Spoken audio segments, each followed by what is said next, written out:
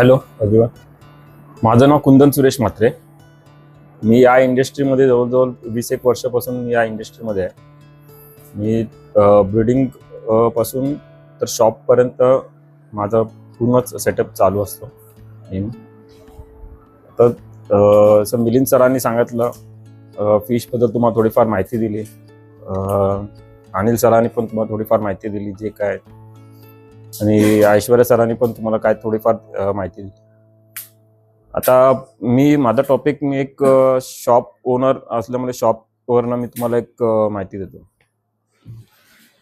Ornamental फिशच्या shops आहेत, ज्या शॉप्समध्ये आपण म्हणजे खूप फिशेसच्या व्हरायटीज येतात. परत त्या फिशेसला लागणारे जे पण आपल्याला फूड आहेत, जसं प्रत्येक माशांचे वेगवेगळे फूड्स पण आहेत. परत तुम्हाला जे काय डेकोरेटिव्ह आयटम्स आहेत, जसे तुम्हाला स्टोन्स किंवा तुम्हाला प्लांट्स, परत शो पीसेस जे काय असतील ते सगळं तुम्हाला त्याच्यामध्ये भेटणार. आणि मग दुसरं असतं ते बाकी असतं तुमचं लाईट्स, ऑक्सिजन मशीन्स, हे सगळं सेल करायला. तर व्हरायटीज एवढ्या आहेत का, कंपनीज एवढ्या आहेत आणि व्हरायटीज एवढ्या आहेत का आपण किती त्याच्यामध्ये बोलतो ना आणि ठेवू शकतो. जसं रिक्वायरमेंट्स असतं, जसं एरिया वाईज रिक्वायरमेंट्स खूप असतात. असं आपण बघितलं तर जसं म्हणजे आपण बोलतो ना ह्याच्यामध्ये जसं याने सांगितलं का तुम्ही प्लांटेशन केलं, तर प्लांटेशनचं तुम्हाला रिक्वायरमेंट्स आहेत जसे का त्याच्यामध्ये तुम्हाला लाईट्स लागतात. लाईट्समध्ये तुम्हाला लाईव्ह प्लांट्स लागणार. परत तुम्हाला त्याच्यासाठी लागणारे टेट्रा व्हरायटीज, जसं फिशमध्ये टेट्रा व्हरायटीज आहेत, गप्पीस आहेत, परत तुमचे ते रामारोजीस वगैरे असे जे फिश आहेत ते तुम्हाला त्याच्यामध्ये लागतात. आता फूडच्या याच्यामध्ये जर गेलं तर तुम्हाला प्रत्येक फिशसाठी वेगवेगळे फूड, जसं गोल्डफिशसाठी स्पेशल फूड येतं, गोल्डफिश साठी. फ्लॉवरनसाठी येतं तर फ्लॉवरनसाठी वेगवेगळं फूड येतं. परत ऑस्कर्स आहेत, त्याच्यासाठी पण तुम्हाला एक चिची व्हरायटीज जे आहेत त्याच्यासाठी आहे. चिकलेट व्हरायटीज आहेत, त्याचं सगळं वेगवेगळं त्याच्यामध्ये येतं. तुम्हाला जे पण प्रत्येक याच्यामध्ये तुम्ही जसं मार्जिन ठेवणार तसं त्या हिशोबात मार्जिन असतं. कारण की त्याची प्रत्येक फूडची म्हणजे जसं आपण बघितलं तर फ्लॉवरनचं एक फूड ते तुम्हाला 100 रुपयापासून पॅकेट भेटतं, ते तुम्हाला 1000 रुपयापर्यंत पण तुम्हाला त्याच्यामध्ये व्हरायटीज आहेत. पण तुमच्या लोकॅलिटी जशी असते त्या हिशोबात आपण सेल करतो. काही जण असतात त्यांना फक्त जे हॉबिस्ट असतात त्यांना स्पेशल फूडच लागतं, का मला हेच फूड लागणार त्याच्यासाठी. ती लोक जसे आपल्याला ऑर्डर करतात त्या हिशोबात आपण आणून पण देतो त्यांना जे काय असेल ते. पण तुम्ही जर या इंडस्ट्रीमध्ये आता तुम्ही जर बघताय सर्व, जसं तुम्हाला त्याने सांगितलं फिश कसे हे असतं, तर त्याच्यामध्ये फिश फूड्समध्ये पण असे येतात का फक्त कलरसाठी फूड येतं. परत तुमच्या आता समज फ्लॉवरॉन आहे तर फ्लॉवरॉनच्या हेडसाठी स्पेशल फूड येतं. परत तुमचे ऑस्करसाठी एकदम स्पेशल म्हणजे जसं कलरसाठी पण येतं. परत तुमचं त्याची ग्रोथ, हाय ग्रोथसाठी येतं, हाय प्रोटीन वगैरे त्याचे फूड्स जसे बनवले जातात. सगळ्यात बेस्ट नॉर्मली आपण जे शॉपमध्ये सेल करतो ते म्हणजे लाईव्ह फूड, जसे किडा येतं, डेफनी येतं, ब्लड वॉर्म्स येतात, ते सगळ्या माशांसाठी बेस्ट असतं नॉर्मली. या इंडस्ट्रीमध्ये जेव्हा आपण हे सगळं बघतो, तर शॉपमध्ये जर बघायला गेलं तर तुम्हाला लाईट्समध्ये पण खूप व्हरायटीज आल्यात. आता तुम्ही लाईट्स पण तुम्ही बोलता 100 रुपयापासून जे लाईट चालू होते तुम्हाला 2-3 हजारच्या वरती तुम्हाला लाईट्स भेटतील, फक्त लाईट. त्याच्यामध्ये काय नाही, फक्त कलर बुस्टर असतात, तर कुठच्या तुम्हाला फक्त डेकोरेटिव्ह याच्यासाठी आहेत. प्रत्येक याच्यामध्ये मार्जिन जसं आपण ठेवू त्याच्यावरती असतं. नॉर्मली जास्त करून 1% पर्यंत मार्जिन असतं त्याच्यामध्ये, की प्रत्येक ऍक्च्युली हे लाईट्स बोला किंवा फिशेस बोला, आपल्याला मार्जिन एवढं आपण ठेवून करू शकतो ना. फक्त आपण जे सेल किती करणार त्याच्यावरती डिपेंड आहे सगळं. आणि बाकी तर तुम्हाला त्यांनी सांगितलं जसं गप्पीच्या खूप व्हरायटीज आहेत. तर गप्पीज आता पण बघायला, जसं आपण आज एक व्हरायटी आणली का दुसऱ्या दिवशी आपण बघतो का दुसरी कुठची नवीन व्हरायटी दिसते आपल्याला. एवढ्यापर्यंत आहे की मी आतापर्यंत माझ्याकडे पण नाही ना करत 15-20 व्हरायटी माझ्याकडे आहेत, पण तरी पण मी आज जरी परत एक ओपन केलं का मला कुठची नवीन व्हरायटीज दिसते गप्पीस मध्ये.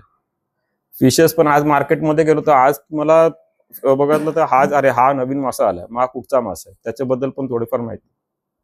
आम्ही जेव्हापासून बघतो तर आम्ही नवीन नवीन मासे बघतच गेलो. एंजलच्या व्हरायटीज मी म्हणजे 20 वर्षापासून करतो, पण दर टायमाला नवीन एक व्हरायटी चालू असते.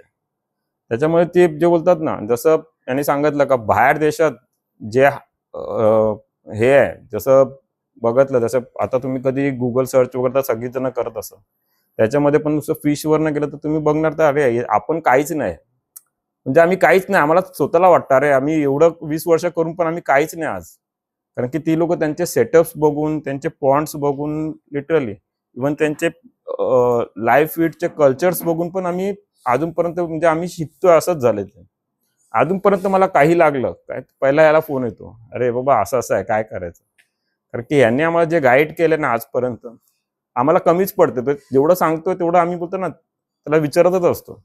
नवीन नवीन आयडियाज आम्हाला तो सांगत असतो, आम्ही सर्व अप्लाय करतो. जे पण मला शॉपमध्ये तुम्ही जर बघायला गेलं ना तर छोटं शॉप जरी तुम्ही ठेवलं ना, फक्त 2 रॅक तरी असे उभे केले मासे, तरी पण ते कुठून कुठून पब्लिक येतो ना. आणि तो आज गेलेला जो आहे ना हॉबिस्ट, तो परत 3 वर्षांनी तो दुकान 3 वर्ष बंद होतं. माझं दुकान जवळ 3-4 वर्षामध्ये बंद होतं, मी जॉबला असल्यामुळे. तो 5-6 वर्षांनी काहीतरी तो आला. तो बोलतो अरे इथे दुकान होतं ते मला माहिती आहे, पण कधी उघडलं ते मला माहित नव्हतं. म्हणलं 2 वर्ष झाली उघडून. तो मी आता बोलतो अरे बोलतो मी पहिला तुझ्याकडे यायचो, लहान असताना यायचो, तो आता तो तिथून येतो. म्हणजे एक बोलतात ना ती हॉबी अशी आहे ना की कुठूनही पब्लिक जो तुझ्याकडे एकदा आलेला असतो ना, कधी ना कधी परत येतोच तुझ्याकडे फिश घ्यायला. माझ्याकडे आता पण बरेच कस्टमर असे आहेत ना, ते 2-2, 3-3 वर्षांनी येतात बाहेर ना, म्हणजे ते आता कुठून इथून सोडून गेलेत किंवा कुठे आहेत ते येतात, पण येतात ते. माझं शॉप अशा ठिकाणी आहे ना का तिथे म्हणजे जास्त रहदारी पण नाही, पब्लिक येऊन जाऊन शॉप ओपन असतं. कोण असेल तर बघतो, नाही तर मग हे पण बोलतो तिथे जास्त हे नाही. पण तरी पण आजपर्यंत असा पब्लिक आहे ना का कुठून ना कुठून बोलतो ना एक व्यसन असतं, त्याप्रमाणे सगळं येतात. पण अजूनपर्यंत मी सांगतो ना, जसं त्यांनी सांगितलं का जसं म्हणजे एक्सप्लोर व्हायला पाहिजे तसं अजूनपर्यंत एक्सप्लोर नाही झालंय खूप आपल्या याच्यामध्ये. आणि खूप अशा व्हरायटी म्हणजे आता मी कधी कधी स्टोन किलोवरती विकतात. अरे स्टोन मध्ये काय आहे, काय नाही, नुसतं असं फक्त थोडं त्याला काहीतरी केलंय आणि दिलंय. तिथे 350, 400, 500 एवढूसा स्टोन, काही किंमत असते विकायला बोलतात ना. जसे पण कस्टमर पण थांबत नाही, कस्टमर घ्यायला रेडी असतात. आज पण मी बघतो ना कस्टमर्स असतील ना तर त्या हिशोबात घेतात. काय आम्हाला असे पण ऑर्डर्स येतात का अरे मला पूर्ण प्लांटेशन करून देशील, किती घेणार, 25,000 30,000 सांगणार तर त्या हिशोबात द्यायला रेडी असतात. फक्त ते बोलतात आम्हाला असा असा सेटअप पाहिजे. काही जणांना आपण शॉपकीपर असल्यामुळे काही आपल्याला असतात का मेंटेनन्सचे पण आपल्याला कामं भेटतात. जसं आपण बोलतो ना एखादा हप्त्यातून एकदा त्यांच्या घरी जाऊन तो सायफन वगैरे करून पाणी वगैरे क्लीन करून आपल्याला त्याचे पण चांगले चार्जेस आपण लावू शकतो. जसे टँक्स असतील त्या हिशोबात आपण चार्जेस लावतो, जे काय आहेत. या याच्यामध्ये खूप मला म्हणतात ना म्हणजे स्कोप चांगला आहे. फक्त जेवढं तुम्ही पण जेवढं एक्सप्लोअर करणार, तुम्ही जेवढं बघणार, मला जेवढं समजेल ह्याच्यावरतीच डिपेंड. अजून काय तुम्हाला काय विचारायचं?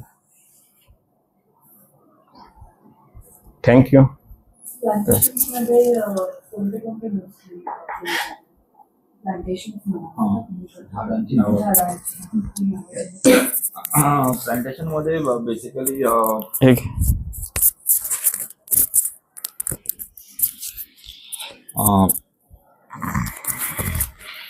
प्लांटेशन मध्ये बेसिकली कोकंबा आहे किंवा फॉक्सटेल आहेत.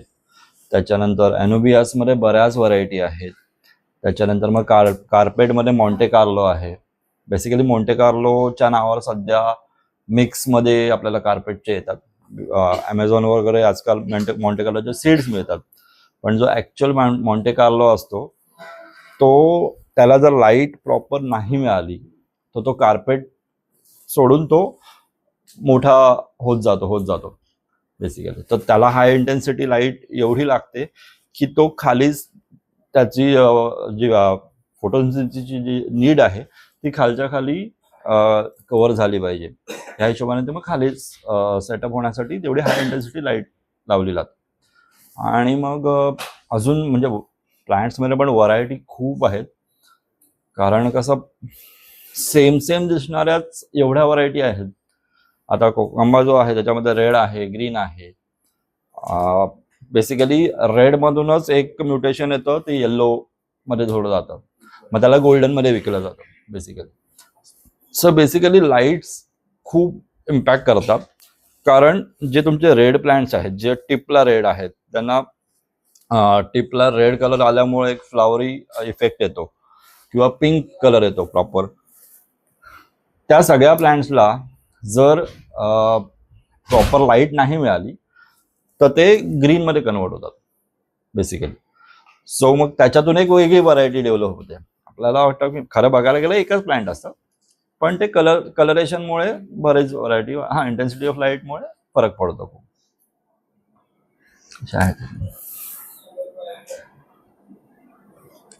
आणि ऍक्च्युली बेसिकली लाईट्समध्ये आपला जे सनलाईट आहे, सनलाईटमध्ये जेवढे कलर्स असतात बघायला गेलं ते सगळे कलर आणण्यासाठी पण प्रॉपर लाईट्स येतात. जी light I think so Z light वगैरे कंपनीची असतात, ज्यांची सुरुवातच काहीतरी 20,000 ते 25,000 रुपये ती लाईट आहे फक्त. पण ती पूर्ण तुम्ही रिमोटवरून कंट्रोल करू शकता. बेसिकली संध्याकाळच्या वेळी तो तुम्हाला संध्याकाळचा जो सनलाईटचा इफेक्ट आहे, गोल्डन लाईट, तो तसा देणार. रात्रीच्या वेळी एक माइल्ड लाईट पडलेली असणार, फक्त व्हाईट. हे सगळं पूर्ण लिटरली तुम्ही जसं बाहेर वातावरण आहे तसं तुमच्या फिश टँक मध्ये करू शकता. हा फरक आहे.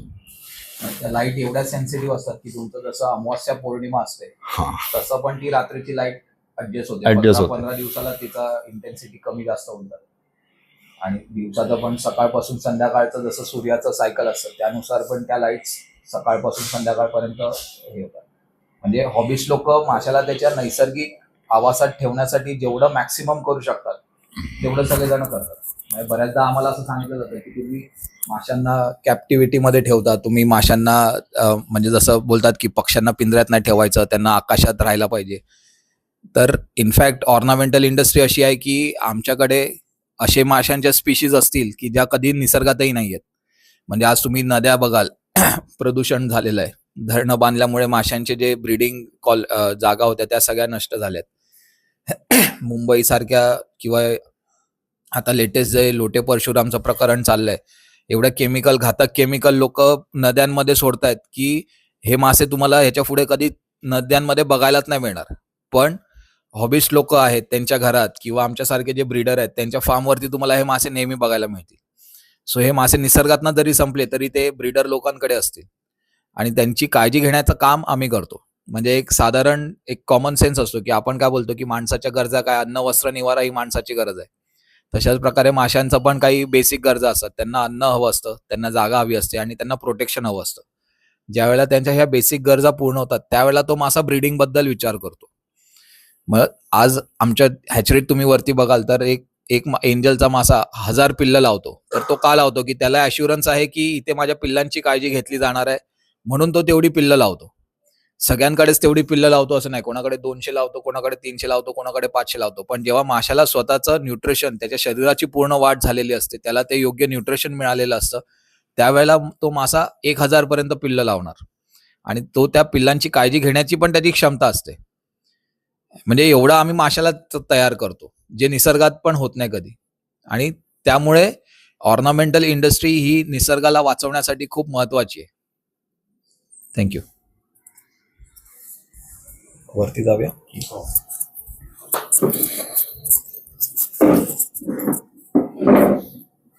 आपण आता वर माशांच्या हॅचरीमध्ये व्हिजिटला जाऊया. तर बॅग तिकडे ठेवलं तरी चालेल, काय अडचण नाही.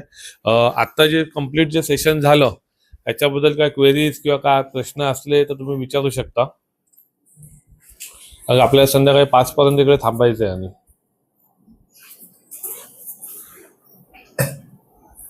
का प्रॅक्टिकल आहे आता, पण थेरी आपलं होणार 1-1:30 वाजेपर्यंत. पण शॉपची व्हिजिट होणार. व्हिजिट होऊन आलं की आपण इकडे येणार परत आणि मग प्रॅक्टिकल आपण चालू करायचंय. ओके. चाका चाका चाका चाका मारला सर्च. मारा. सर्च करून बघा कसा दिसतो. सगळ्यात बेनिफिट सध्या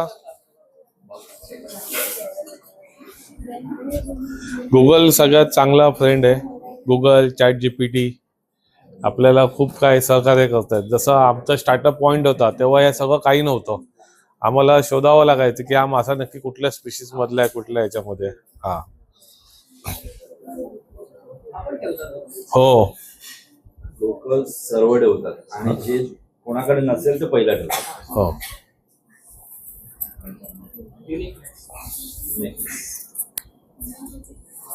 जाऊया, चला या.